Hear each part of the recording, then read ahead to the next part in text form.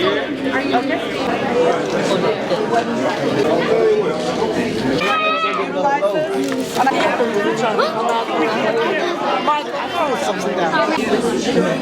the importance of it is for the youth, because a lot of youth is very important, and it's not happening. So my name is John Stiffen. I'm the outreach specialist for Encouraging Leaders. I want to quickly go over the itinerary. So this is what we'll be doing today. We'll have some special remarks, some testimonials. There'll be a remembrance ceremony, and that's where we have some candles on the desk for you. And then we'll have a panel discussion, and then we'll have some special remarks. And then after that, I believe the mayor may be speaking at the end. All right, so without further ado, I'd like to introduce Susan Solars. If everybody likes, please give a nice round of applause for Susan Solars. She's an entrepreneur. Her focus is bringing jobs to the minorities. Thank you. Well, I'm just here to introduce somebody very special, and it's really an honor to do this. Speaking next is someone who is just 26 years old, and at that young age is currently the executive director of Encouraging Leaders. And he was probably born and raised in North Minneapolis, and in 2015 founded Encouraging Leaders in response to the murder of Jamar Clark by 2 Minneapolis police officers.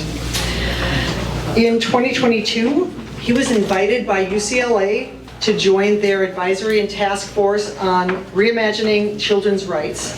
And for a year, he's worked on advancing the rights of children, which I didn't realize was such an important thing. I didn't realize kids have no rights.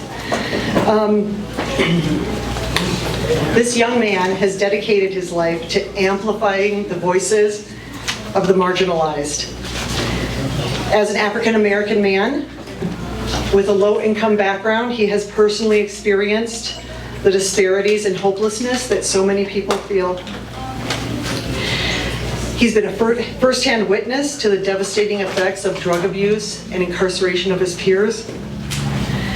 And through his own incarceration, he learned about the challenges that are faced by people when they try to leave jail and rebuild a life, and how very difficult that is.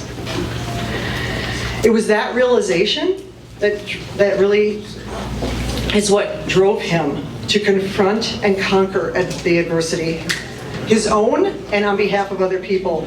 He's now a man on a mission, and his passion is to prevent young people from similar experiences that he's had to go through, and especially in combating drugs and crime.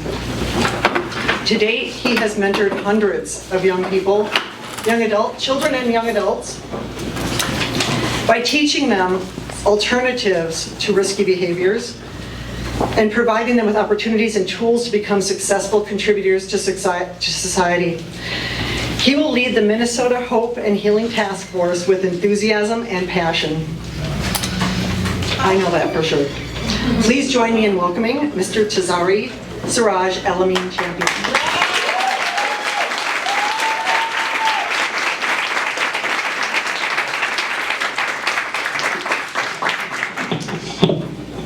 Well, I want to start off by saying thank you so much, Susan, and everybody for showing up here today. You know, when my grandma Nona came to me with this idea of doing some sort of event, and I've already was challenged by some of the clients that we had here at Encouraging Leaders to do something about the opioids and fentanyl. Particularly in 2020, we had a young person that came into our office here at Encouraging Leaders. And that young person came in, we were able to provide some supportive services for that young person. However, we needed more help. And 3 months later, we got a call from someone in the community that young person passed away. From that day forward, I made it my mission to make sure that I would do something about this, that I would bring organizations to the table that had the resources, that specialize in certain things within this opioid or healthcare that can move and shape things for this community and bring them together. And so that's how we ended up at this point here today. And so thank you. Since outside of that,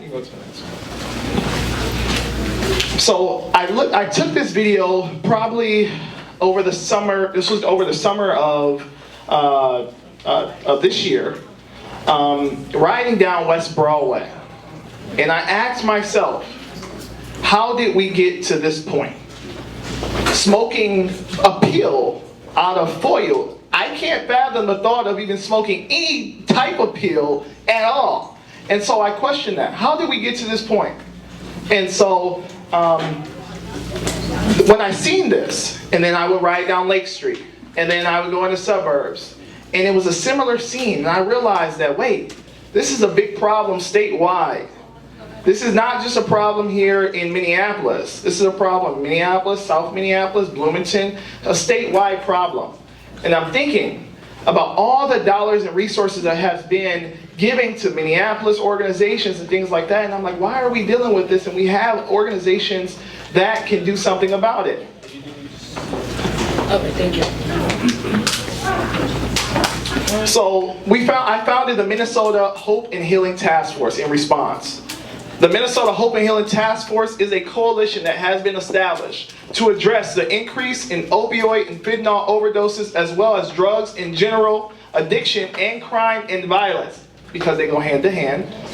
Our strategies involve the implementation of evidence-based approaches, widespread awareness campaigns, and advocacy for comprehensive solutions regarding drug prevention, treatment, and crime intervention.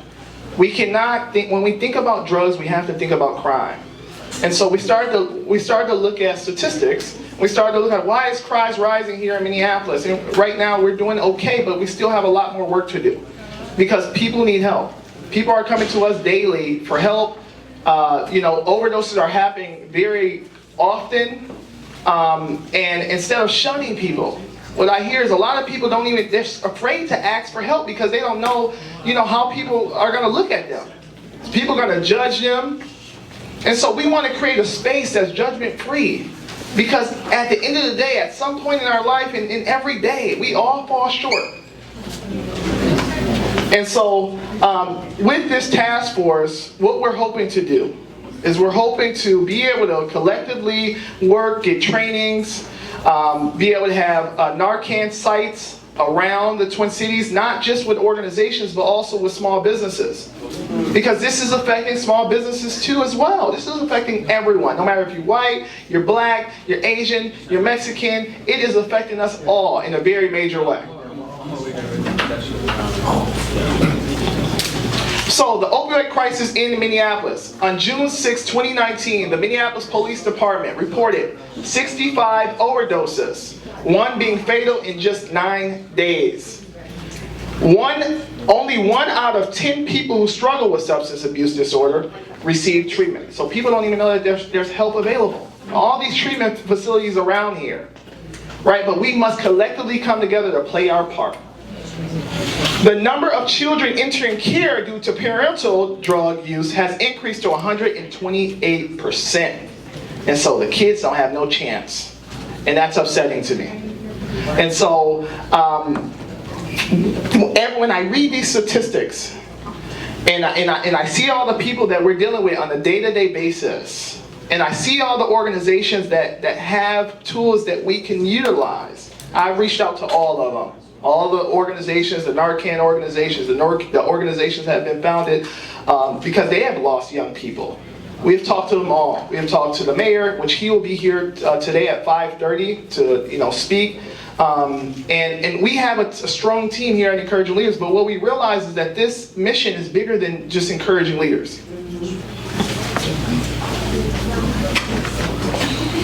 Opioid-involved overdose deaths in Minnesota has increased by 43% from 2020 to 2021.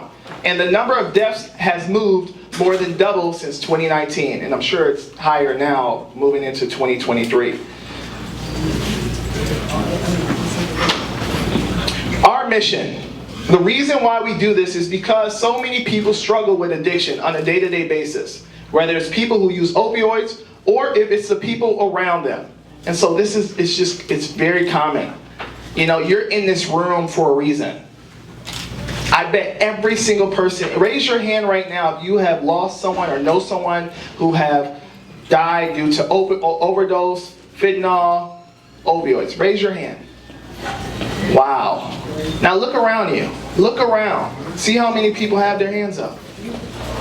This is not just a one person's problem. Next. The opioid crisis is a growing problem, and it is spreading at an increasing rate, affecting more and more lives every day. We hope to be the positive force that this community needs to bring us into a brighter, opioid-free future. And so, with that being said, I want you to ask yourself, how did we get to this point? Well, we prioritize infrastructure and roads over human life. How did we get to this point? Think about that. People are dying and overdosing every day. This is preventable. This is preventable. At that moment when that young lady came to this office, April of 2022, and I asked myself, did we do enough? Could we have done more? And 3 months later, getting that phone call that young lady passed away, she was only 21 years old. When I got that call, I was crushed. And I continued to ask myself, did we do enough? And so I want us to, this is us helping the community combat the opioid crisis, needs to be a team effort. Team effort. This mission will not have an impact if we don't unite as a community. If you or someone you know is affected by the opioid crisis, do not hesitate to reach out. We are here to help, and you are here to help. All it takes to start a movement is to reach out, and together as a community we can help fight this opioid crisis, one person at a time. And so while we're in this room, I want to acknowledge the team that is walking beside me in this fight each and every day. And so a couple of them are in this room. Abe, can you just stand up, team members? Susie, Miss Martin, John, Lucas, Joshua, Michael, Mr. Jabbar. These are the young people, each and every day. And I guarantee you, if you ask them what their position is, they hold high-ranking positions here within this organization. We're all about, making sure that young people get opportunities. Just like someone believed in me, it's important for me to believe in them. And all it takes for us to do this is just a little belief. And so what I ask you, as a community member, as council members, any other elected officials that's in this room, state departments, what I ask you to do is think about, how did we get to this point? But now what can we do about it? All it takes is just a little belief. Thank you so much for coming. I know we have resources that are readily available for them right then and there, right? We realize that this is not something that you can say, hey, give us a call, schedule a meeting. This is not one of those type of situations. This is one of those situations where when they come to you, you better be ready.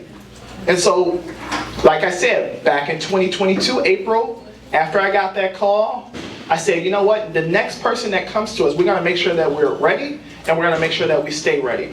And so give a round welcome for Lucas.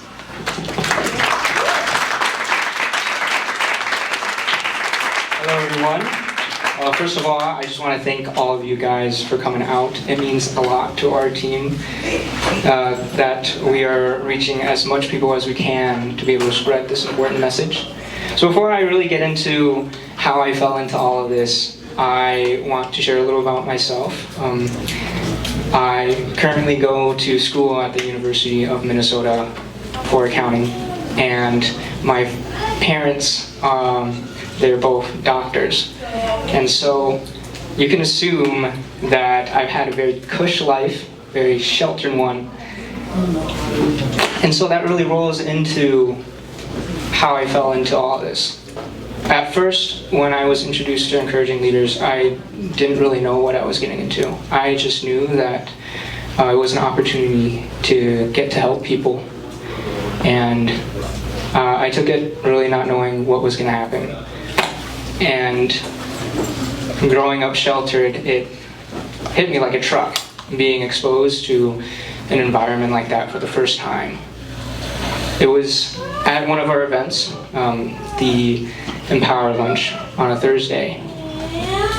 It was my fourth day being here, and just the event was surrounding the Narcan training, and so it did bring in a couple of opioid users, because it's important for not only them to understand how to use the Narcan, but those around them, so that if someone does overdose, then we as a community can help each other.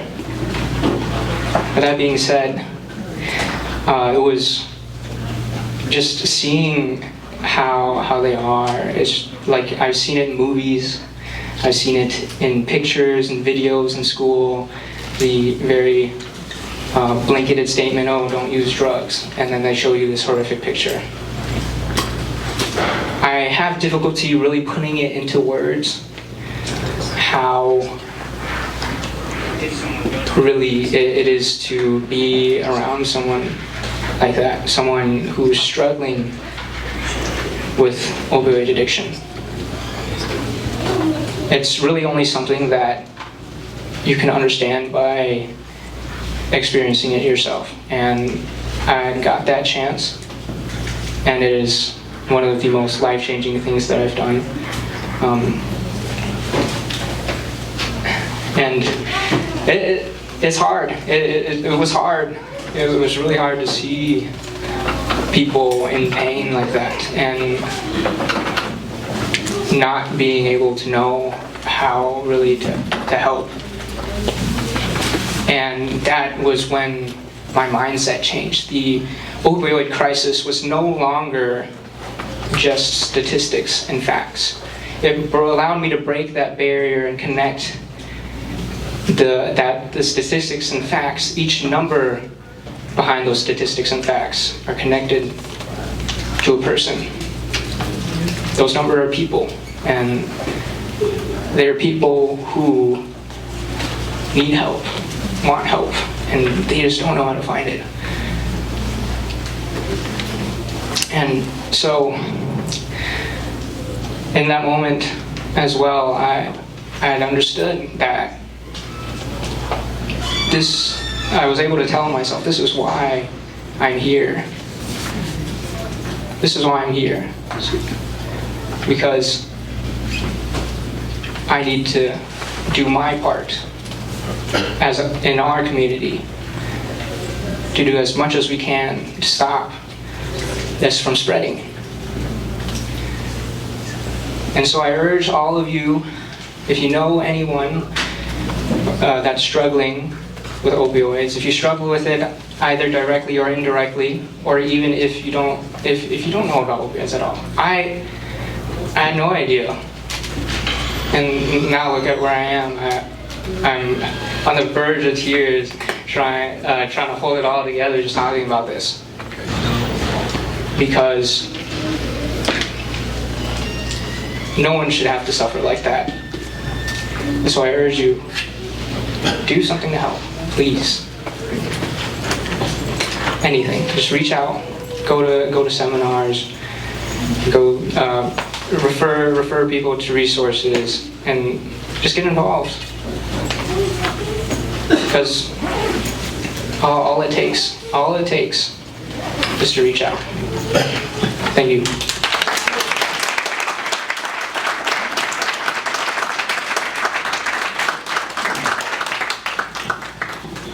All right, can we have another round of applause for this LME champion of Lucas?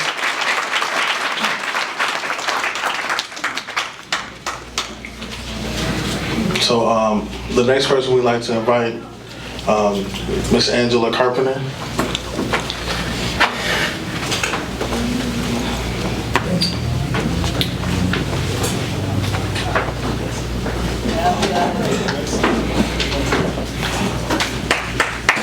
Miss Angela Carpenter, her child was a victim of opioids, and so she's gonna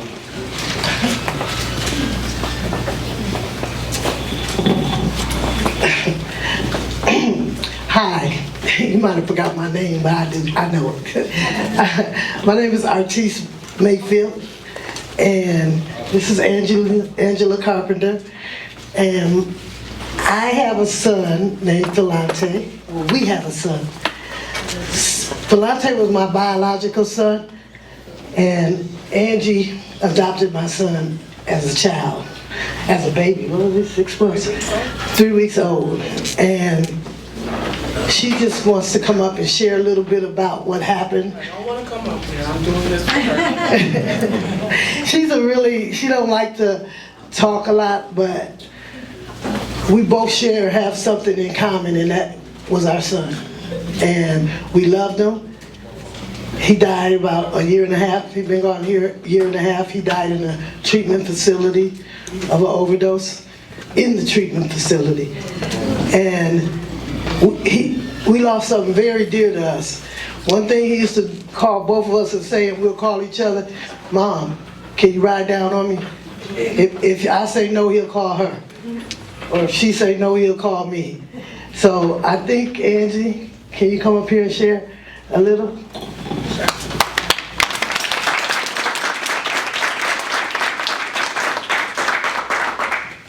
Hi, y'all. This is my first ever speaking publicly about my son. And it's only been a year and a half. Feels like yesterday.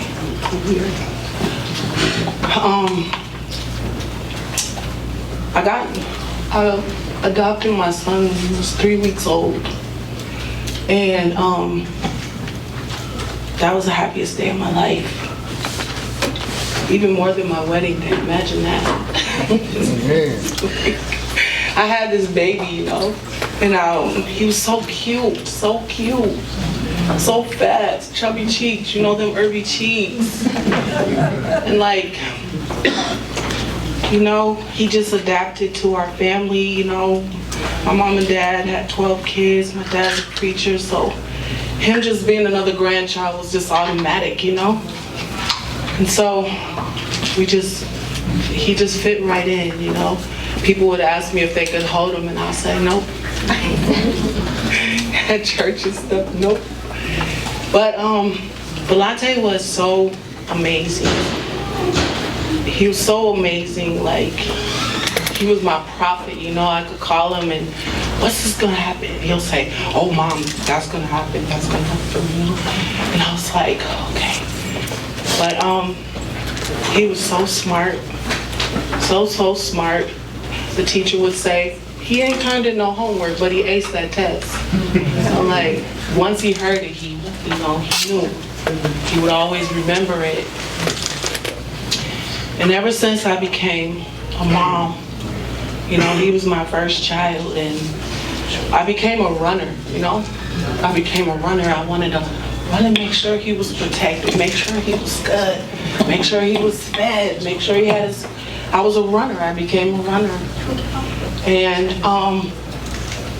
Delante was introduced to meth at like 17, and everything changed. His behaviors changed, and I became a faster runner.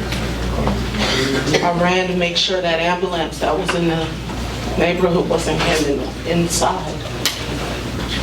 Call if I don't hear him or see him for a couple days. I'm calling the police station to see if they've heard from him or whatever. I was a runner. And so, like, he went to treatment.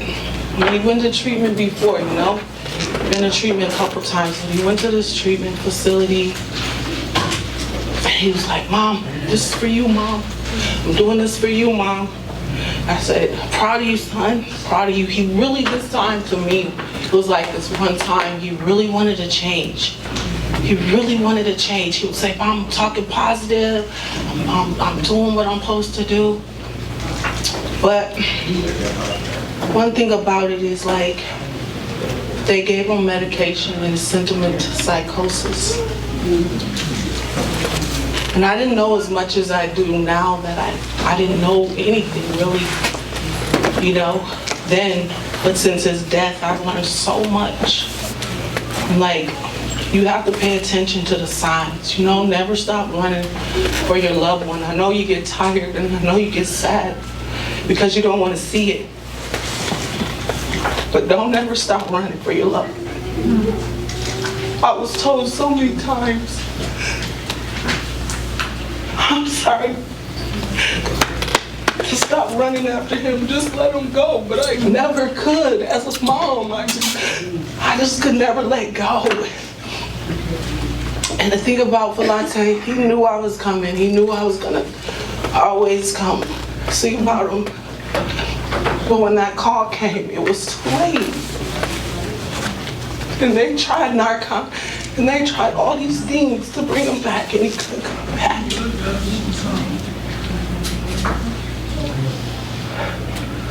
And I didn't want to come here today, but I came for whoever is in this room and you're struggling. You're full of so much pain, because I know that feeling. I know the feeling of don't want to get out of the bed. I know that feeling of let's try this vice, let's try this vice, you know? With drugs or weed or liquor, did all that. Because I want a way out. I want to suffocate this pain, you know? But I'm a preacher's daughter. And so I had to come back after going full circle, going around and going around, and triggers happening, and I'm just all triggered out. But I learned that triggers come from unhealed trauma. And so I said, God, if it had not been for the Lord on my side, what would I do? And I'm telling whoever's in here, if you don't know how to get through it, then you be sad. If you don't want to call your family because you don't want them sad, and you're all by yourself, just remember, whatever you call them, if you call them Mother Nature, your higher power, your highest power, I call them Yeshua. Whatever you call them, He wants to help you. He wants to be there for you. He wants to carry you through it. Even when it seems like you can't get through it, you can. If you just use a little energy to just call his name, whatever it is, he's coming for you. He's concerned about whatever concerns you. And I miss my son so much. My family misses my son so much. But we gonna see him again. We live right, because he was a good kid. He was an awesome son. We had our little things, but he was an awesome son. He loved me. I love you, beautiful. I heard him this morning when I was just so like, Lord, I don't want to speak to these people. I'm going to get triggered and I'm going to have to go lay down. You know, I'm better now. Look at me, I'm up here. So I just want you to remember that. Just, if it had not been for the Lord on my side, where would I be? So,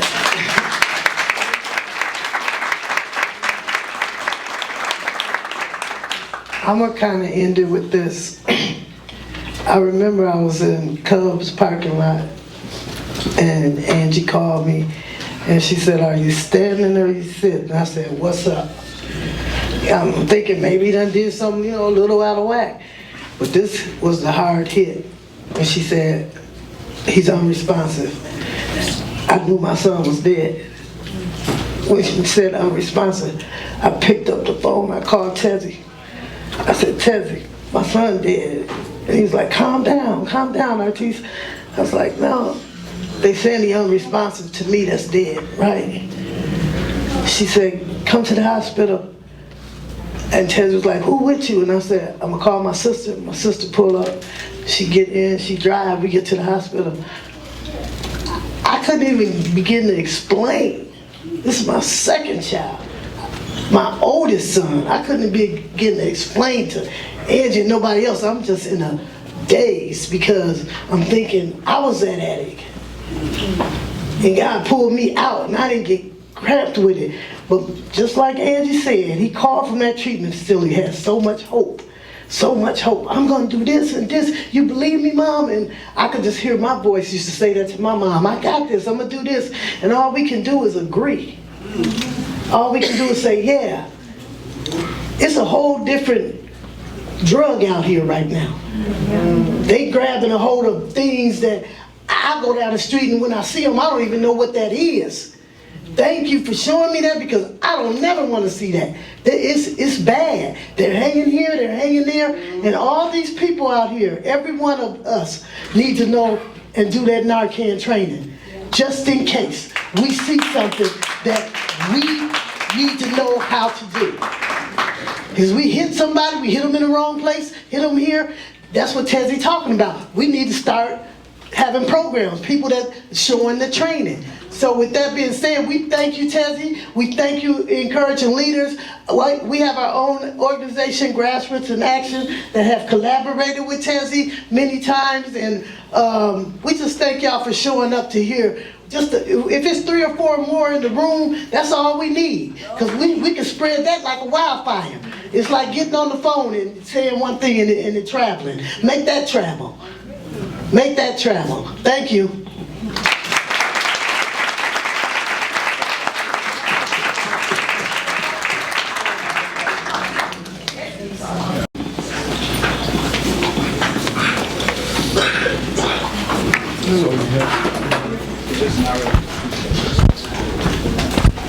Hello everyone, my name is Tiffany and I'm a grateful recovering addict. Yes! Thank you. I have 2 years and 4 months clean from all substances. Thank you.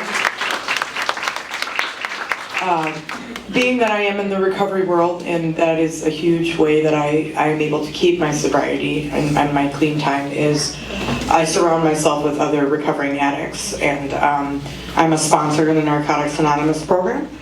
And I had a sponsee at the age of 23. She had been clean for 9 months, used fentanyl once, and it killed her. Every birthday, every anniversary of the day she died, I have to go and celebrate. But not I get to go, because I love this person. She was such an amazing light in this world, and I'm just falling like an idiot today. So it's just making me cry. I'm just getting hit so hard with these emotions. Having to see her mother post things on Facebook all the time, it just breaks your heart. She had been clean, like I said, for 9 months, but there was definitely a backslide that started happening long before that. Relapses happened long before the actual used to, and she had started drinking before that, and the person next to her, instead of going and getting help, decided to keep on using the fentanyl. And by the time the ambulance got there, she was gone.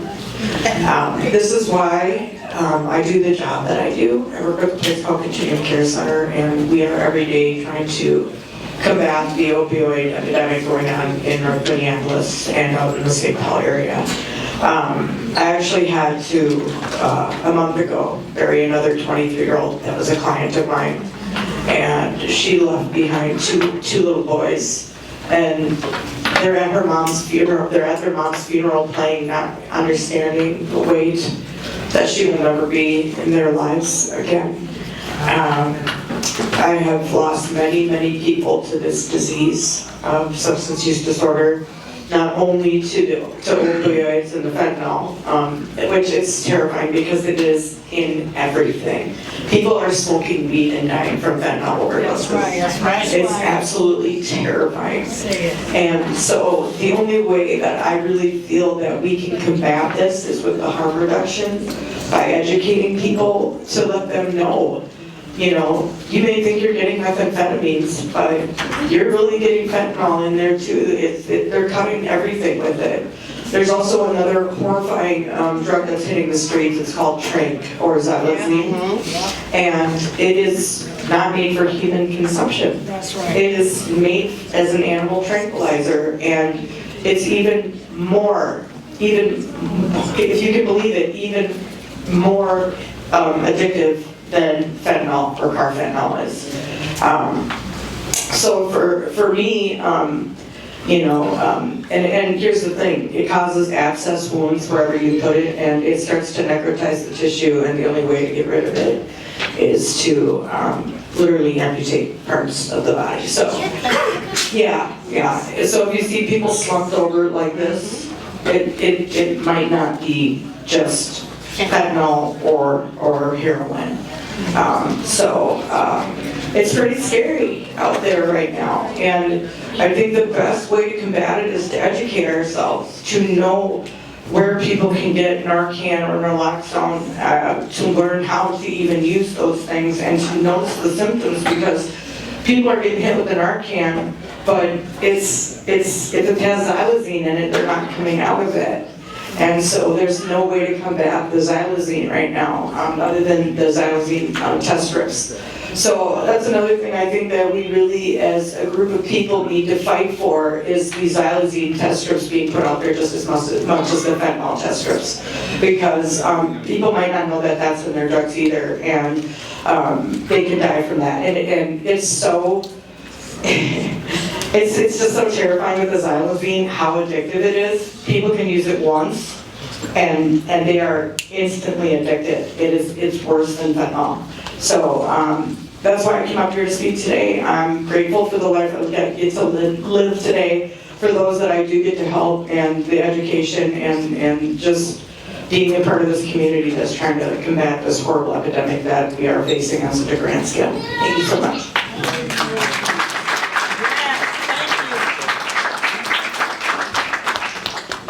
I would like to thank you guys for having me up here today. On the subject of hearing everything and everybody's stories and everything that's going on with the epidemic today, and especially with people my age. I'm only 22 and lost a lot of friends to this all around, from Chicago all the way here. I don't think we speak enough about the social aspect of it all. With that being said, we talk a lot about what the drugs do to you. Yes, we understand what those do to you. We understand they destroy you. Everybody understands that. But what people tend to throw in the shadows is why these people do that. What in the community are we getting behind it? And it's not just the general social aspect behind it, schooling, community. That's a big part of it. But it's the people that's the closest to you. It's your mom, it's your dad, it's your brother, it's your sister, it's your cousin, it's your best friend. It's when you turn on those people, when you decide not to hear what those people are saying, hear what their heart is saying, even if their mouth can't make out the words, bring it out. When you decide to shadow them out and make them feel like they're trapped in a box. I don't know if you know what that feels like, to feel like you can scream and nobody hears you. To feel like no matter what you say or how you say it, you'll be judged for it regardless. Even if it's the little thing from your sexuality, and boy, I'm gay. I grew up with it all, it's rough. From your sexuality all the way down makes you who you are, and not the things that you've accomplished or the things that you're willing to give to the world. So then you do back yourself down into a corner. And I'm just gonna put it how it is. Drugs soothe the soul. That's all it is. They destroy the body and soothe the soul, because there is no one else there to help you feel that in. Because you feel like everybody else destroys everything you have left already of a soul. So every day, and by the way, I worked armed security. I work in some of the worst areas in the city. When the police come to these locations, they don't call these people people. They call them pigs. Who? Pigs. That's it. P-I-Cs. Just the way the police officers describe to me, these people don't care whether they eat, whether they sleep, whether they die or live, what they wear, who they're around. They don't give a fuck. That's how the police officer described it. Excuse my language, but that's how he described it. And meeting these people, having to deal with these different characters and personalities every day, seems to always be a story behind it. You don't necessarily got to grab a person by their neck to throw them out of a building because a bunch of people in nice suits told you to.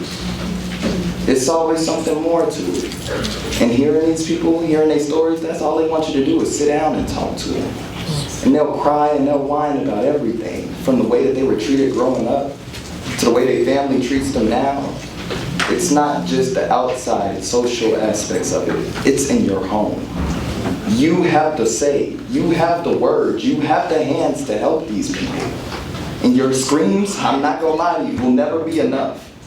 They won't. No matter how much you scream, no matter how much you yell for change, it will never be enough. It's a physical change. You gotta change that in your house. You gotta change the way sometimes how you grew up, because it ain't always the right way just because it's the only way you know. It's different. You gotta become more. You gotta become more of a understanding, be more open-minded. You gotta learn, yes, how every last one of these drugs work, and they do. And there's always gonna be a new drug. There's always gonna be something that destroys you.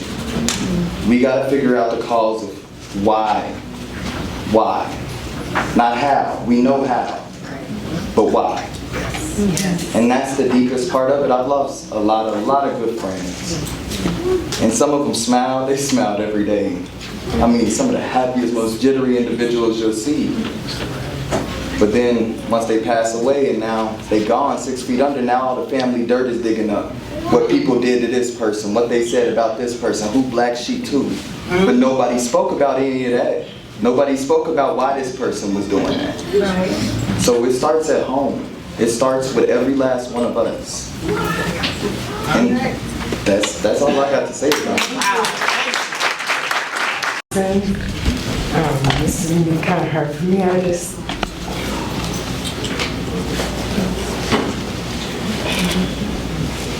just lost my son in April. He was only 20 years old. He was with some friends at my house, and he thought he was taking an oxycodone, and turned out to be fentanyl in his system really bad. And I woke up that morning, him and his friends were in my bedroom, and one of his female friends was screaming that he wasn't breathing, and he was like, chicken blue already. He passed away on my bedroom floor. He was my oldest son of 3. And he was like a best friend to me. And he wasn't like meddled with real hard drugs. It was just like marijuana and alcohol. And I guess he thought he was taking an oxy. And he was a big boy. I also lost his father. He was named after him, the junior. And it's just been really hard. And I feel for all the mothers and fathers, people who lost somebody. It's like in just a second, everything changes. And there's nothing I can do to bring him back. He had so many hopes and dreams, and he was into his music. He had the biggest heart. He loved his friends and his family. He was really protective. And it's just, I don't know how I'm gonna get through it. It hasn't even been 6 months. There's not a day that goes by that I don't think of him constantly all day long. And I had a drinking problem. And normally when I lose somebody close, that's kind of my go-to, is I drink and just drink. And 3 days after his funeral, I vowed for him to stop. And so for me, going through losing him and then leaving my alcohol, which was such a big part, it's like been hard. And if it wasn't for his godmom, was Quila, champion, and my family, and all my friends that helped me together, there's no way I could even arrange his funeral. She helped me with everything. It was her baby too. But thank you for hearing me out. Sorry for sounding like a crier. He was just look at him. Here's my baby.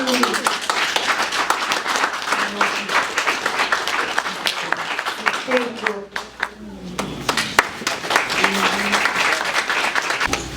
Thank you, everyone. Excuse me, I'm just a little bit choked up. These testimonies have been powerful today, to say the least.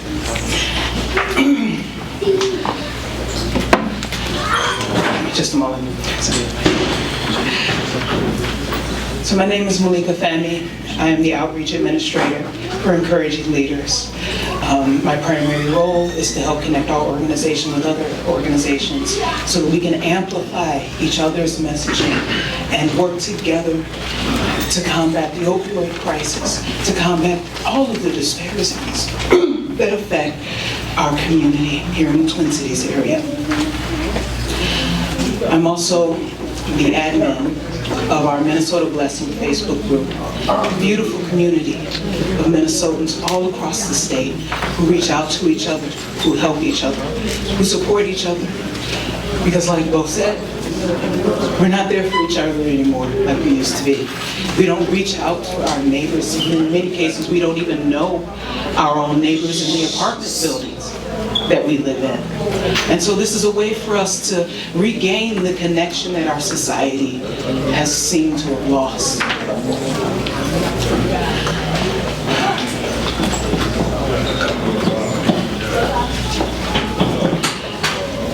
I would like to welcome you to our panel discussion on the opioid crisis.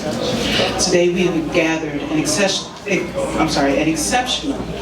group of experts who are committed to understanding and combating this devastating epidemic.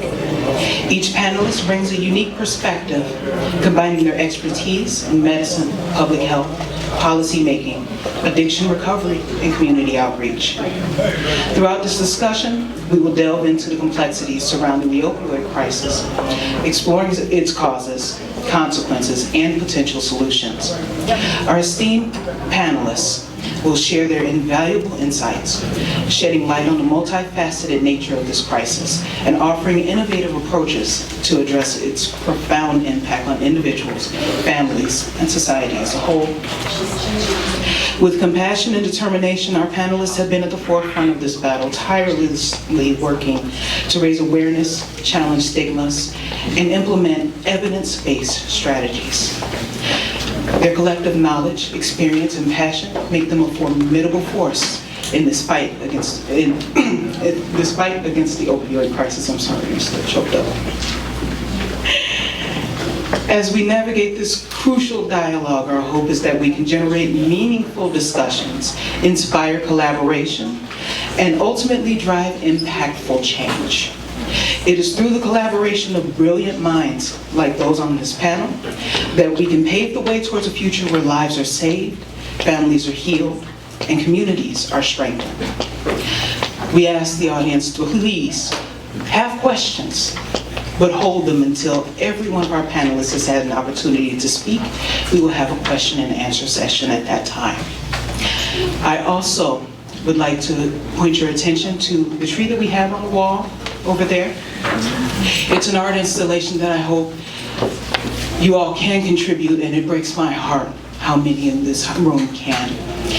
What we have here is the tree of lives lost to opioid abuse and to opioid overdose. The meaning behind this tree is simple. The number of lives lost to the opioid crisis far exceeds the number of leaves on any tree. If you have lost someone to the opioid crisis, I welcome you to write that person's name on one of the leaves to be added to our tree. If you have been blessed to have never lost anyone to this crisis, but you want to share some thoughts in remembrance of those who have been lost, please write them on a leaf. Our team is walking around sharing some leaves. I know that there are some tables they haven't gotten to yet.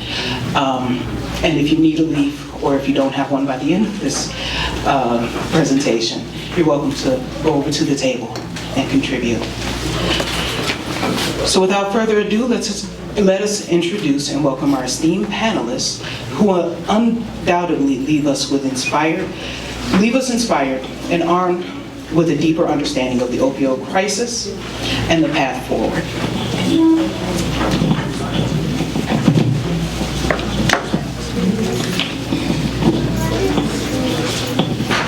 The first panelist I'd like to introduce is Pearl Evans, Administrator of the Overdose Prevention Program in the Minnesota Department of Health. Pearl has done work as a peer recovery specialist and resident advocate. She was nominated by Governor Walsh to work with the Overdose Epidemic Response Advisory Council. Pearl Evans now works to share data with the local public health and connecting with community organizations to help combat the opioid crisis in Minneapolis. Pearl? Right here. You guys have already gave an amazing presentation. I don't know exactly where to start as a state representative, but I was invited to share as a state representative, so that's what I'll do. As she mentioned, I am a person of lived experience. I was a heroin addict. I used heroin for many years. I've been clean now for 7 years.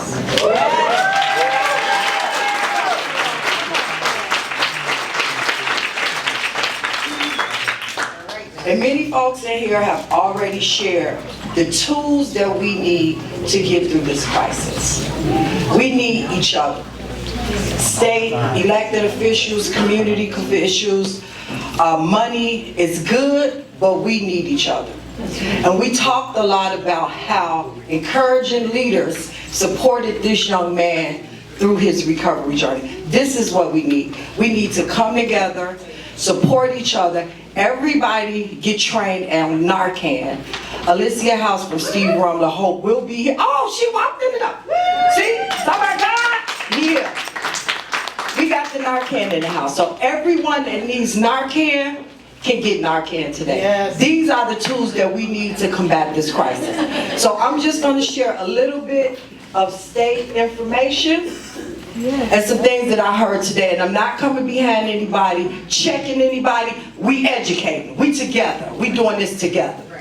So opioids, fentanyl, they're all opioids. Xyzine is an opioid as well. So what I want to say is there has been a stigma about MOUD. MOUD is one of the tools that we have to address overdoses. And what is MOUD? It's medication for opioid use disorder. People that use fentanyl, opioids, any type of opioid substance can be considered as having opioid use disorder. So there is a medication, just like diabetes and high blood pressure, there is medication, and Mr. Champion referenced it earlier. Every overdose is preventable. MOUD is a tool to prevent an overdose. So there has been a lot of myths in our community about methadone.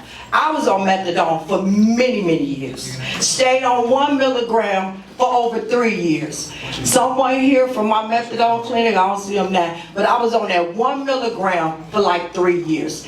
These are the tools that we have. We have to have these conversations with our family members and do not judge them if they choose methadone as a pathway to staying alive. So the next medication-assisted treatment is buprenorphine.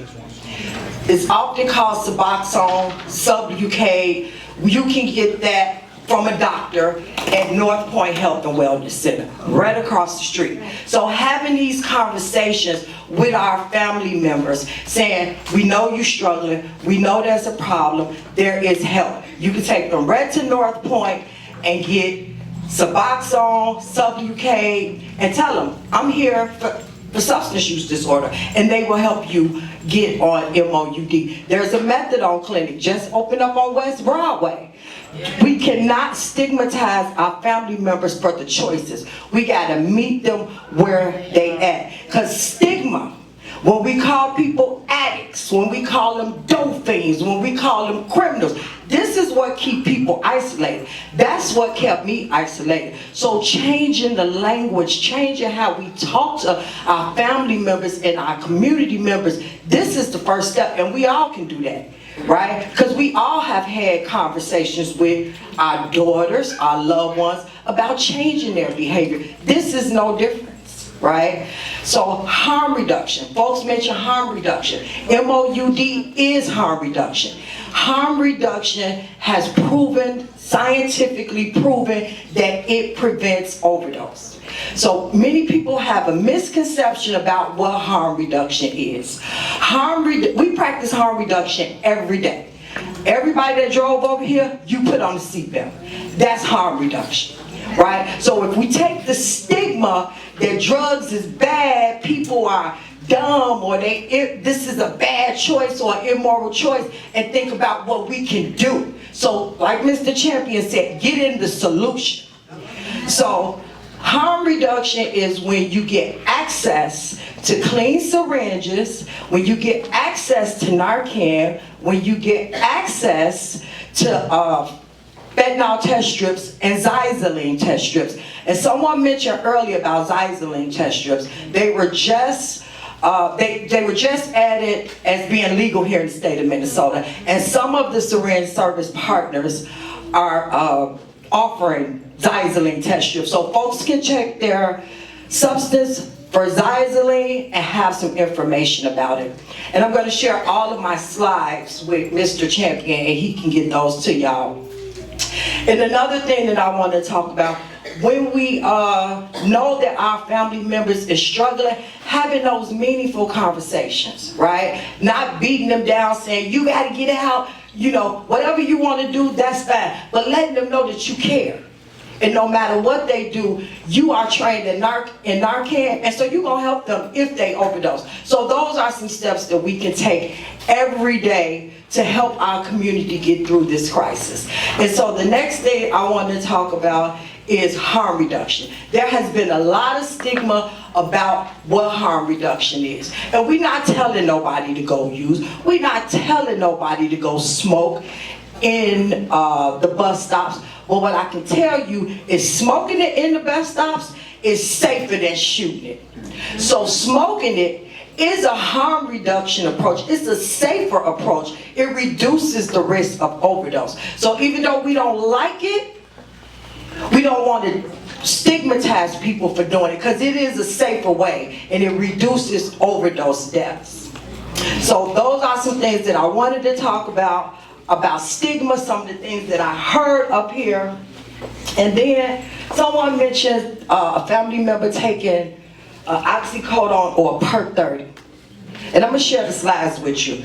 I pass this around. You can't tell the difference from which one is a unadulterated illicit manufactured pill or which one is purchased, you got from the pharmacy. So everything that you purchase on the street has the potential to be laced with fentanyl. So let our family members know, whatever you purchase on the street, use with someone else. And then there's a 1-800 number that I'm going to give to Mr. Champion called Never Use Alone. So you can call a 1-800 number, tell this person, I'm finna use, do what you're gonna do, and they're gonna be on the phone with you until you finish. So if you're not responsive, they will call 911 and send 911 to your house. So there are many resources available to help our community do this.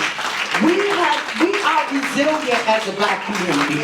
We know what we need to do. We just got to come together like we have done today, because everything I heard today, y'all didn't need no state professional here. Y'all know what y'all need to do. But y'all need the resources. So I got Steve Rumley here. She got the Narcan. She gonna leave her number. I'm gonna leave my number. If you need Narcan, we'll be at your organization. You can call us and you can get it. We got fentanyl test strips. Do y'all got xylazine? We got xylazine test strips in the house. So we know what we need to do. We just need to stick together. And we also need to trust folks, right? So I'm gonna say a little bit about the resource you need to do if you want to know about the opioid settlement funds.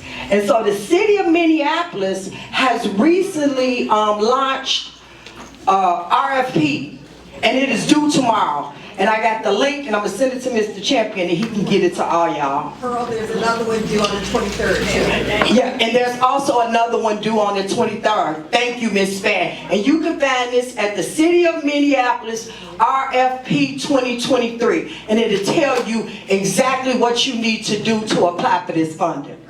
So I just want to make sure that we debunking these myths. And then also I have a sheet, I'm gonna pass this around, with the Hennepin County Substance Use Minnesota data.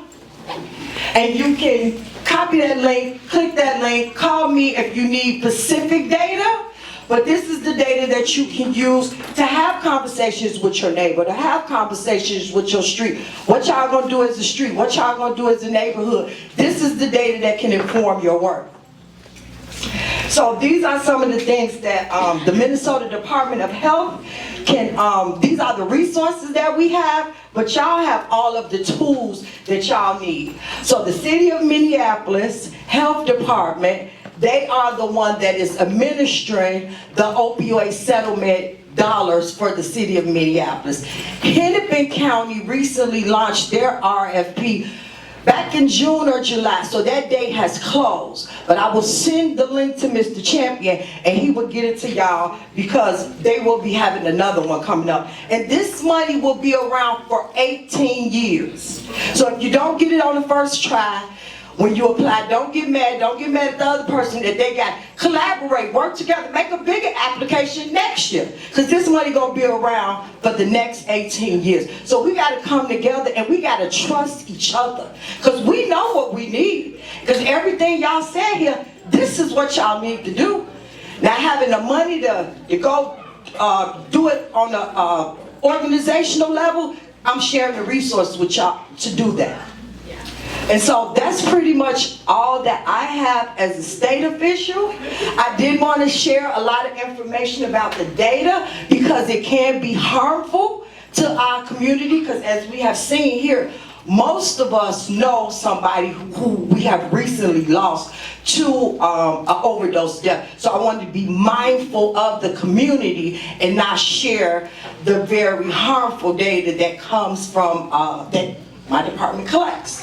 So thank you so very much. But if you have any data needs for your grant applications, your community conversations, you can always reach out. I have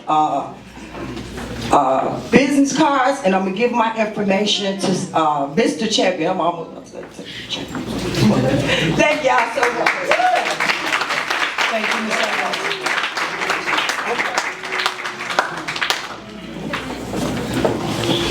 I would like to now turn the floor over to Alyssa House from the Steve Rumler Hope Network.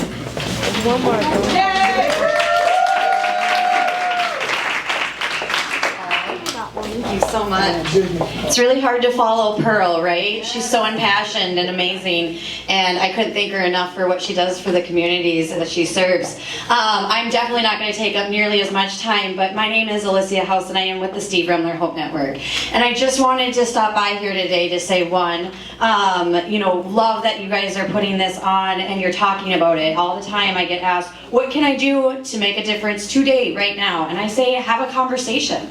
Start by talking about it, taking down those stigmas and barriers, right? The more that we have these conversations, Pearl touched on it quite a bit. The stigma that she felt was really a hindrance for her and her recovery, and we know that that's still continuing on every day. But I also wanted to stop and just say, there are resources out there, and we want to get them to you. So Rumler is a nonprofit that's been around since 2011, and we do a lot of distribution of things like naloxone, fentanyl testing strips, and we did just get our first order of xylazine strips.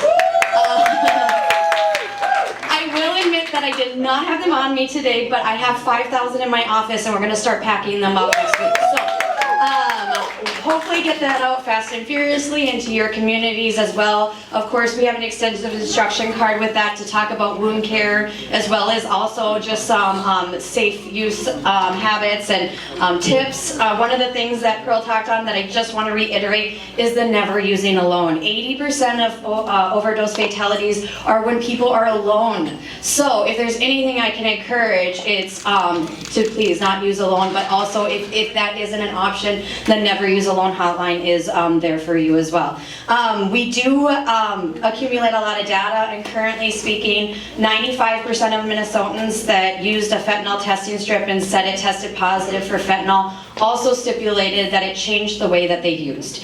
So when people say, oh, this is enabling use, this isn't making a difference, we absolutely know that's not true. And actually, those statistics trend very similarly to national studies too, that also say a lot of the same things. So we know that when we are educated, we have knowledge, and we have resources, that does keep us safe, and it does give us the ability to change our behavior and hopefully save a life, right? So I do have some with me today. I did give some of my resources to Nona when I walked in, so I know she has half of them on her as well. I probably don't know if I have enough for everybody, but I will leave cards behind. So if you need more for either your own personal distribution or your organization or somebody you know and love, reach out to us. We will mail them right to your door. So if you don't have the ability to, travel to a pharmacy or to our office or to one of our 130 plus naloxone access points around the state of Minnesota, that's okay. We'll mail it out to you. So just wanting to make sure that we spread the word that there are resources and there are ways to get help. But I will also just leave with one more thing to follow up that she mentioned is collaboration. Nothing we do isn't without a whole hell of a lot of people helping us do it, to be honest. This year alone, we've already distributed 100,000 doses of naloxone and over 100,000 fentanyl testing strips in this October. And almost all of those have been entirely packed by volunteers. And almost all of that distribution has happened from groups like yours. And I can't thank you enough for how you continue to show up every day and fast and furiously getting these things out to your community and to people who need it and who are at risk. I'm doing the best I can, but it's nothing compared to what all of you are doing. So thank you so much for that collaboration piece. And I continue to learn from you and where the need is. And so the more that we can work together though, honestly, the bigger impact we can make. We're stronger together. When we silo ourselves, I just don't, it's hard. It's hard because you don't know what else other people are doing. And let's not reinvent the wheel. And let's not double up efforts. There's so much that needs to be done that, trust me, there's a lot to go around. There's a lot of work that needs to be done. There's no reason for us to not be doing it together. So with that being said, thank you so much for giving me just this amount of time to be here and say a few words and just being a part of this event. I really do. It's an honor, and I appreciate it. So thank you. Thank you very much. Oh, yes, sorry. Yes, I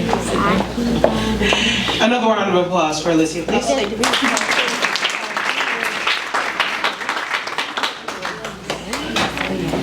Now I'd like to turn the floor over to Minister Pam White. She's a nurse practitioner who rebirthed Urban Hope Ministries into Jabez Customized Living, Jabez Blessing House, and Jabez Recovery and Healing System. Minister White aims to improve the lives of others by healing the mind, body, and spirit. She provides an integrated network of resources facilitating life-changing empowerment of individuals, families, and communities. A round of applause for Ms. White.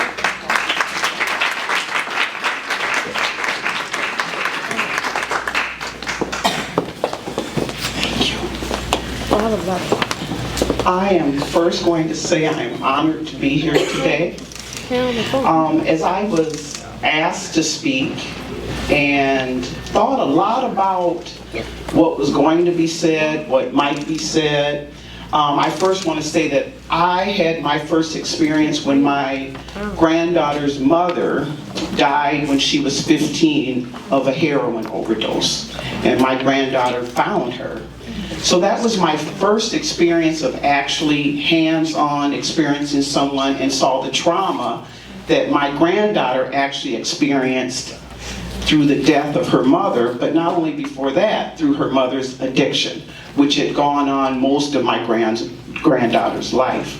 So as I was looking and thinking and saying, what should I talk about? I know we were going to hear somebody talk about statistics and numbers and all of that. And so two things came to mind for me, so I want to read a couple of definitions to you guys. One, I heard someone say it earlier, and I've heard this throughout my healthcare experience. I'm not only a healthcare provider, but I'm also a service provider. I house people who may have substance abuse disorders and mental illness. But the first word that came to my thought when I was thinking about what I was going to say was resiliency. Because I always hear people talk about black folks being resilient, right? So when you think about resiliency, it's the ability to cope, and I'm sorry I forgot my readers back there, the ability to cope with the recovery from setbacks, people who remain calm in the face of disaster have resiliency. And then it says a resilient person is someone who has strong coping skills and can manage. Thank you. Thank you. Someone who has strong coping skills and can manage their available resources, ask for help when needed, and find ways to manage the situations they are facing. People with psychological resiliency can use their skills and strengths to respond to life challenges. Do you think when people are in the midst of using or in the midst of going through life struggles that they really can do all of those things that resiliency means, right? And then I also thought about resiliency when we think of an object. We think of a rubber band, right? Even a rubber band, if you use it over and over and over and over and over again, what does it do? It loses its original purpose on how you're going to use it. So when you think of people being resilient, right? That's a scary thought, isn't it? The other word that came to mind, because I work with a lot of vulnerable adults, right, is vulnerability. Is an objective that describes someone or something that is capable of being physically and emotionally wounded or open to attack or damage. When using in the context of people, it can refer to individuals that are weak and without protection, making them able to hurt easily, both physically and mentally. Right? So when I heard that, I said, okay, so if we're so resilient and over years we've gone through hurts, pain, struggle, is this a byproduct? Is opiate usage a byproduct of us always being expected to be resilient? Think about that, right? So if we expect for people over time to be resilient, have we become a community of people that have become vulnerable to life challenges? So this is deeper than someone being addicted to something, right? We have to think about how do we help people who struggle with mental illness, trauma. When we talk about our young folks out here stealing cars, murdering people, doing other things, right? People have lost folks not only through drug use, but also through gun violence and some of the other things that are happening in our community that it makes me really, really wonder. And so I leave with you today that there are a number of things that have already been talked about that we can do. I love caring for people and treating people because that's what we do. So on one hand, I'm a service provider, right? I'm that healthcare provider that treats, medicates, orders Suboxone and all of those other things. But on the flip side of that, I'm also someone who invites people into one of my houses to provide them a safe, sober housing that they can transition, they can manage, and most importantly, they can heal from some of the things, some of the traumas that have happened to them in their lives. So I love the opportunity to partner. I love the opportunity that most of the people that are in the room are coming together to bring our resources together, because I agree. It's not about us duplicating what everybody else is doing, right? But it's us bringing together the things that we specialize in, the services that we specialize in to, again, heal this community. And stop this thing. I want people to stop talking about us being resilient. Because there's a lot of things that go into people having to be resilient, right? And is this a new resiliency that we have to talk about? And is this a new resiliency that we have to treat? Is this a new resiliency that we have to look at things totally different? Post-COVID, we know that a lot of things have happened post-COVID. So I'm really encouraging us, and I'm saying to our spiritual leaders, because I didn't say nurse practitioner Pam, because that's what I'm known in the community as is Nurse Pam. I'm Minister Pam. Because what I'm trying to teach people and what I'm trying to help people understand is that God has made each and every one of you. And He made us, each and every one of us, fearfully and wonderfully made. Yes. Which means that we all were put on earth for a reason. And so we all have to love, and I want the church to step up. Yes. And do things a little bit different. Take away those stigmas, allow people, not judge people. And so that's what I'm here to do. And so, like I said, I'm not Nurse Pam anymore, I'm Minister Pam, because my whole hope is to show compassion and love. And I think that that's the #1 medicine that we need in this community. Amen.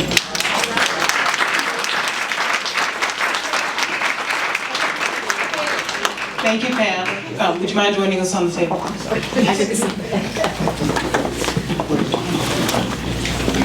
Right here, right here.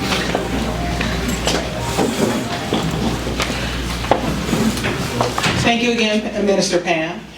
We're packaging them without any preservatives as a way to go continue healing in our community, using our foods for healing.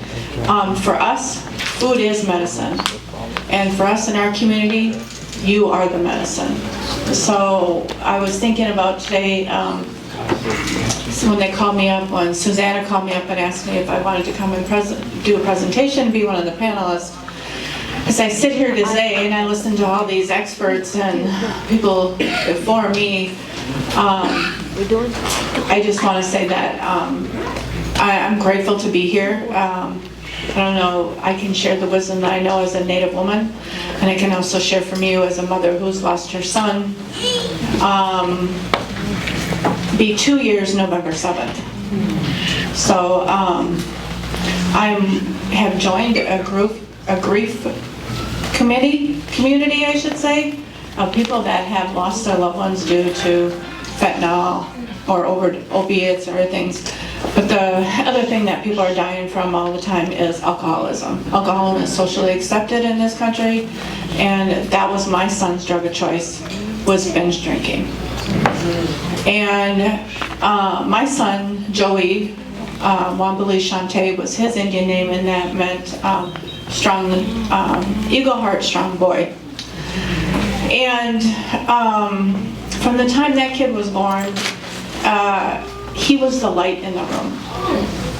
From the moment he came into this world. I remember the doctor telling me, like, oh, looks like you got a football player. And these wide shoulders. You know, he was just a tiny baby who was born with a soft cleft palate in the back of his throat. And what that means is that middle piece in your mouth didn't grow together. So from that moment, they sent me home with the hospital. They said he'd be okay, but we have to do surgery at some point. They wanted to make sure he was bigger, he was stronger, because he couldn't eat. So for the first 6 months of that kid's life, he slept with me. I wanted to make sure he didn't choke. I wanted to make sure he was breathing. I wanted to make sure, you know, he knew I was there, he could feel me. I was worried from day one. I didn't let anybody else watch that kid. I was that mom. And I can tell you that I was the crazy mom who didn't let him go anywhere. Then I found out he had asthma. So he was never allowed to stay at anybody's houses until he was like 15, until he got on the medication for asthma. But you know what? That medication also changed his spirit at some point, because he didn't like the way it made him feel. He didn't like the steroids, because the medication that they give you for asthma is a steroid. So it always made him shaky. He was always shaken, and he hated the way that made him feel. So somewhere around about 16, 17, he discovered marijuana. And he began smoking. Well, then he quit football. He quit baseball. He quit all the things he loved doing. And today I was thinking I wanted to share his story because I feel like there were so many mothers in here who have the same stories. Those children are our life. Women have an incredible gift, and that incredible gift is give birth, is to bring life into this world. And for somebody else to take it away from you, from something else like a substance, it's not something you ever really get over. I'll never be the same, and I can tell you that truthfully, honestly. I'll never be the same. Because I lost my firstborn. I lost that child that was that spark. You know, he used to tell me, he held no judgment for anybody. And he always wanted to be in spaces where people were either hurting or he didn't fit in the community of those kids that were doing well or high achieving kids. Joey wanted to hang out with everybody that he could make smile and make laugh, and that's what he did. And it's hard for me now to think about how am I going to move in life without that kid to remind me, do not pass judgment. He was always telling me that. We would go to Starbucks in the morning when he was in recovery, right? We'd stop and get coffee. He liked the apple crisp. And I remember one morning, you know, they made my coffee wrong. We were rushed. We were in a hurry to get to where we were going, and I was going to have him make it over, and he was like, do not do that. It's only coffee. You don't know what she is going through. And you could be the last person she comes in contact with today, he or she. So Mom, never use judgment and think before you react. Maybe it wasn't your way, but it was her way. Or maybe they're having a bad day or they're running behind. So I have now decided that I wasn't going to do that. If it's wrong, it's wrong. Oh well, life moves on, right? It's only coffee. I lost my son. That's a big deal, right? And you know, just sitting here listening to all of you, the thing that I can tell you that is the hardest for me is that we know that there's a drug epidemic out there. We know that this is being socially accepted. It's socially accepted to walk by that person laying on the ground. That's not okay. It's socially accepted to, you know, just move forward like, you know, these are not people. And my son wasn't the one that was laying on the ground. You know why? Because he didn't make it. He came from a good home. I overprotected him maybe. But I just want to say that I was the hovering mother. I was the crazy mom. I was the mom that took him and went for parties that I knew he was at. I pulled up in that car and his friends were like, oh shit. Mama Nash is here. Like, Joey, you gotta go. You know, and I would pull up and get your ass in that car. You know, and he told me, he says, you know, the only reason I get in that car with you every goddamn time is because I know if one of these guys say something to you and get smart, you know what's gonna happen. He said, so I gotta get in that car with you every time. And I said, well then, I'm gonna keep coming. I'm gonna keep dragging you out. I'm gonna keep doing it until I know it's time to stop doing it. So he was in treatment. He did it all, 8 months. I don't know what the slip up was. Personally thinks it was his girlfriend. They broke up. I'm wearing the bracelet here today that he made using the 4 directions in treatment. And I know that if you look for that higher power, like they were saying earlier, if you think back to your identity and culture, the other kid was saying earlier about identity. Identity is important.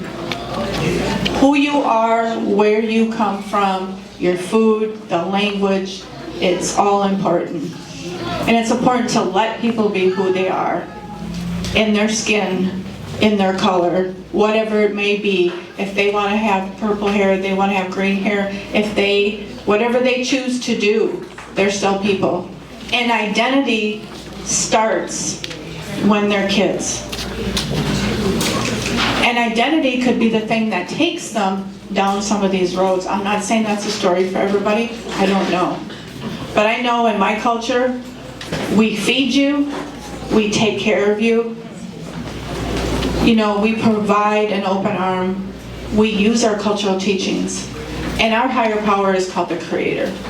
And we offer our tobacco, and we use that traditional tobacco, not commercial tobacco, as prayer. So, I don't have the answer. I don't know what the answer is, but I can tell you that some days I'm an angry mom, some days I'm a sad mom, because my son is not here. But if I continue to tell his story, or this story might help somebody else, that's what I'll continue to do. At our agency, we offer Narcan. We offer the needle exchange program. We have a fire every Friday, and we have food every Friday. And we feed those who are coming in to get the needle exchange to make sure that they got food. Because that's what we do as Native people, we feed you. And that's what we've been doing for centuries. And so we will continue to do those cultural teachings as prevention. Our doors are open, we do HIV testing. And we work with youth around theater and art. We use that for prevention because to be able to do education in a different way through theater helps the youth get grounded and also help them with identity and who they are, and also teaches them how to use their voice. So we do skits, we do plays, we go around in the community, and then we also go into the schools and do stuff, and we have a peer-to-peer program. So our kids are the peer-to-peer that are teaching other youth about not using, not from me. I'm not the expert. I'm the coordinator, I'm the community person, I'm the mom that's going to bring everybody together. The students are the experts because they're the ones that will get their peers to listen to them. It's a peer-to-peer model approach that works. And that's what we do. We teach the kids teach other kids, and we teach them how to create a community within themselves so that this don't happen. I just want to say thank you for having me come. And to the moms that spoke today, my heart goes out to you, as I know this is not easy. And like she said earlier, keep running, keep hovering, keep talking to your children, and just be there. And if you see somebody laying on the street, don't walk by them. Stop and ask. Check to see if they're okay. Because that's the one thing that is not going to happen in our community anymore. And that's the stance that we need to take, is that we're going to be here to take care of the community and the people. And we have to be united to do it together. Because like the other lady said earlier, this does not see race. And she was talking about vulnerability. When I think about vulnerability, one of the things I think about most is if we use a negative verb with it. I was taught by an elder, a spiritual person said to me, if you think about programming and what you're going to call it, he said, there's a program, he said it's called Youth at Risk. He said, what have you done already? You've already labeled them. Through our cultures, through our programming, through our churches, the way that we're taught. And that's what we need to continue to do, is to keep that door open, keep using our culture, keep using our foods, and staying together. Sorry if I went off, but thank you, and thank you for inviting me, and I'm really proud of what this Encouraging Leaders is doing, and they just set the precedent by saying Encouraging Leaders. Yeah. They're setting the tone for the next generation, so thank you for that. Thank you very much, Suzanne. Suzanne, would you mind? Would you mind? Yes. Appreciate it. Now, and I'm last, but I'm really honored to be on this stage with everybody, and those youth that are leading this organization are so encouraging to me, and I just feel so hopeful when I hear you all speak. Like, all of you just inspire me so much.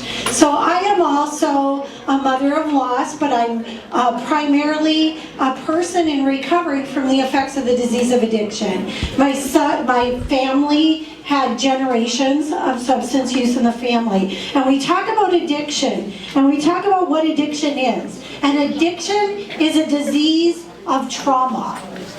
Addiction is a disease of oppression. Addiction is a disease of poverty. Addiction is a disease of pain. And addiction is a disease of hopelessness. But let's talk about recovery. We haven't talked much about that today. The antidote for addiction is connection. The antidote for addiction is community. The antidote for addiction is healthy families.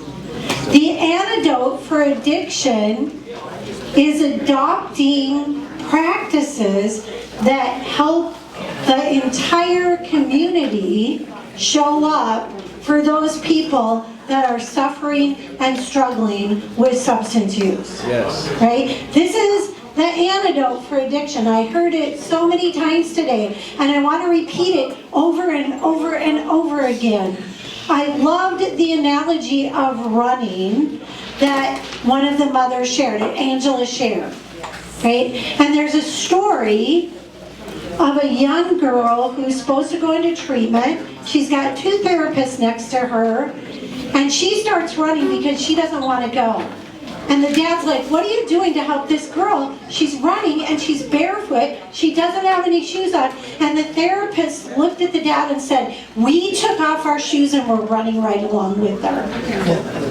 And that's what we need to do for those people that are suffering in our community, is we need to take off our shoes and run along with them.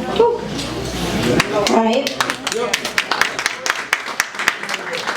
So I'm here today as the, first of all, I'm a representative of the Governor's Advisory Council for Opiates, Substance Use and Addiction.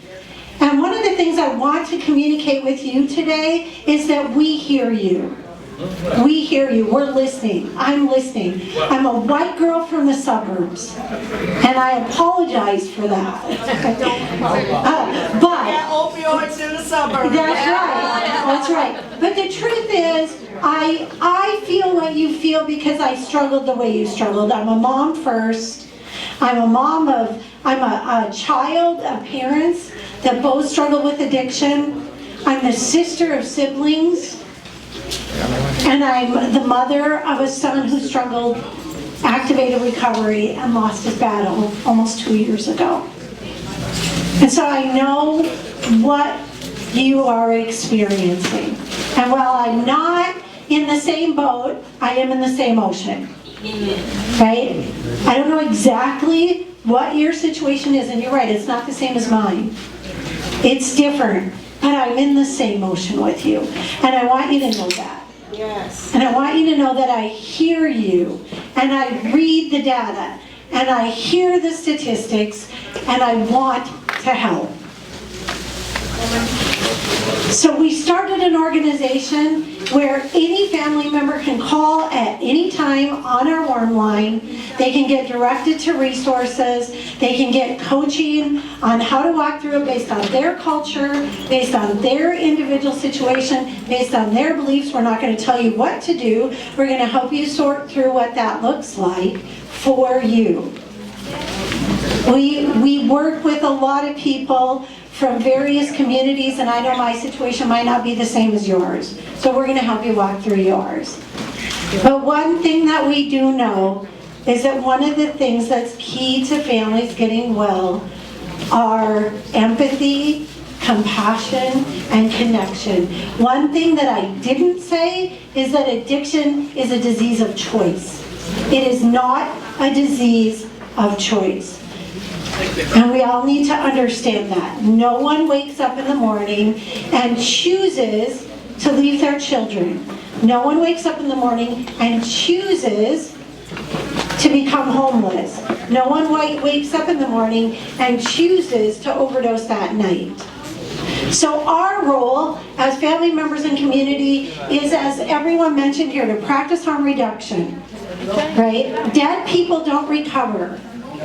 Make sure that you have naloxone. Make sure that you are listening well. Make sure that you have resources. There's all kinds of resources in the back. There are people in this community doing incredible work to help your children, your siblings, your parents. You can connect with them. So while it feels like a disease of isolation, you are not alone. And one of the things that I want to say is that because we started getting well, our relationship with our son got incredibly better. And while we can say that hurt people, healed people heal people. So be the healers in your community today. Thank you.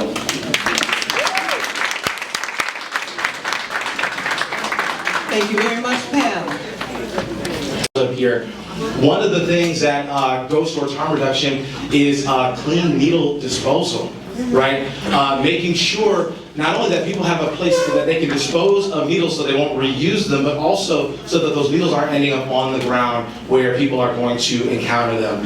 And so the health department and the fire department at the city have created a series of educational materials. And those are things that I can make sure that I'm getting to our organizations here. And also making sure that there are needle exchange places at our 5 fire departments around the city so that people can cleanly exchange. That's one thing. Another thing is, we are partnering with community organizations for Narcan services. I saw there was a couple folks from the state mentioned Narcan, and Southside Harm Reduction is an organization that we're partnered with.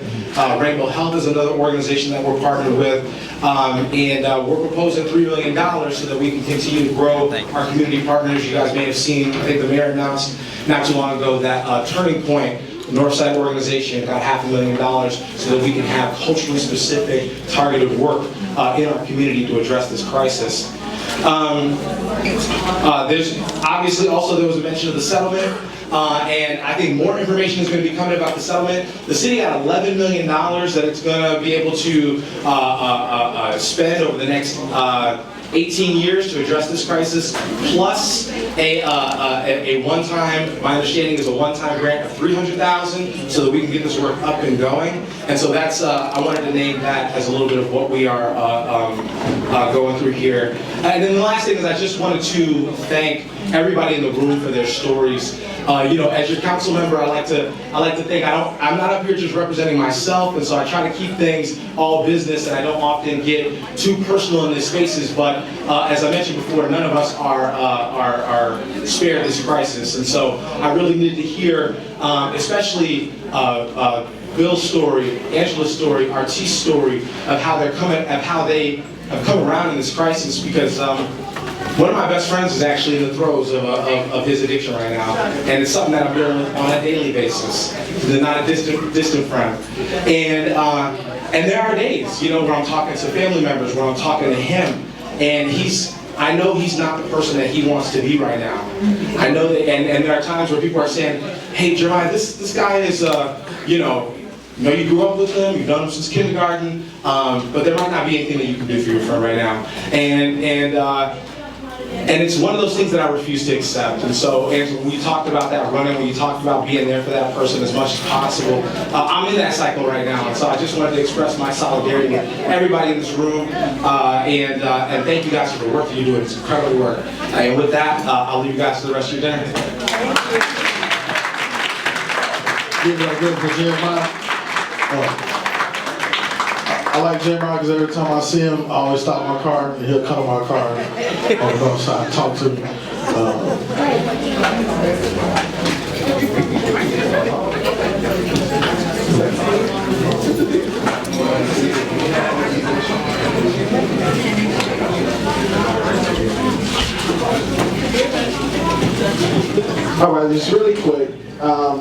I know that people are super excited to eat, and I'm super excited as well to eat.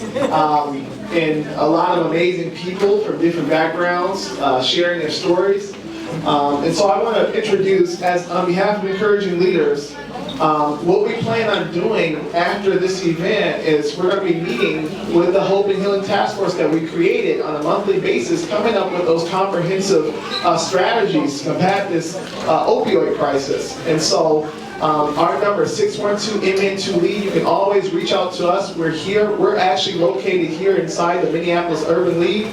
But I want to introduce this next guest. Our Minneapolis mayor, he's a champion for change. So without further ado, I would like to introduce Jacob Fry. Mr. Fry. Everybody give it up for Tazari here. You know, this Hope and Healing Task Force is exactly what we need at exactly the right time. We're bringing people together to not just talk about something that is important, but actually to make sure that we've got some action that is going down. So I want to get as personal as I possibly can because this work is personal. I think every single person in this audience right now, I think raise your hand if you yourself or if someone you know has been substantially impacted by this opioid crisis. So we all know that this is a drug that impacts you to the core. We've been through crack epidemics and we've been through all sorts of other issues in this country and in the city. This drug takes a hold of your life like nothing that we've ever seen. This drug, in many cases, almost prevents self-determination. It takes a hold of your decision-making process in a way that we have never seen before. Crack was tough, this is 100 times that. And what I'm sick of, what we will not do anymore as a city, is simply try to keep people alive rather than giving people a life. And let me tell you what I mean by that. We've been operating off of what's called a harm reduction model. Everybody know what harm reduction is? It's important.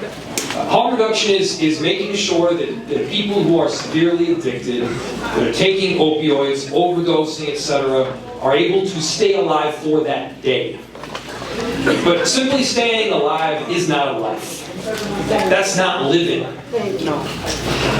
And we have been operating under that for quite some time and frankly not doing anywhere close to the amount of treatments that we need to be doing. So not just keeping people alive, but getting people better. I recently had someone that is very, very close to me, very close to me. I don't want to disclose who publicly because she hasn't given me the authorization to do so. But she went through addiction to opioids. She went to rehab. She did the whole 28-day thing. Everybody pitches together to help out. She gets the treatment she needs. She wakes up in the morning. She doesn't take drugs. She does yoga or goes for a run, whatever it is, and you get better. Right now, she is doing incredibly well. Why? Because it wasn't simply allowing her to put herself to death in a homeless camp. Not that she was going down this route anyway, but like, when it is somebody that is close to you, when it is a close friend or a family member, true love looks like making sure that the person is doing the right things. True love is sometimes some tough love. True love is making sure that the person goes to treatment, gets better, doesn't take drugs, and is able not just to not die, but to live a brilliant life. And the question that I started to ask myself after having experienced that personal level was, why are we not treating more people like they're a family member? We should be treating people that we don't know, that we've never met before, that we see on the sidewalk or in a park or back in an alley, the people who are covered with a sweatshirt. They're making sure that nobody else sees what they're about to do, but we all know that they're struggling. They're in pain. And if we really, truly care about helping them, it's not just hitting them with a shot of Narcan when they're about to die. It's about taking the next step to make sure that they get the right treatment. That's where we need to go right now. That's why we're investing $500,000 in Turning Point on the north side. That's right, it does deserve a little bit of a round of applause. That's why we got $1 million from opioid settlements and so on that we're putting into making sure that people get the care that they need. We have a whole lot of work to do as a city. We have a whole lot of work to do that we cannot do without partnering with leaders that are in this room right now. The work that you're doing matters. The work that all of you are doing will make a difference. It's going to save lives. We've got to be real. We've got to be very realistic about where we're at right now. But I'm confident that with these partnerships that you all are creating in the moment, we can truly get there. So thank you so much for the work that you're doing. You know, I wouldn't say we have momentum at this point. I often finish his speeches and say, let's keep the momentum going. I don't think we got momentum. But the people in this room are going to create it. The partnerships in this room are going to make it happen. I believe in you. I love all of you for the leadership that you've already shown. But more importantly, I love you for the work that you're going to do alongside us into the future. Thank you so much.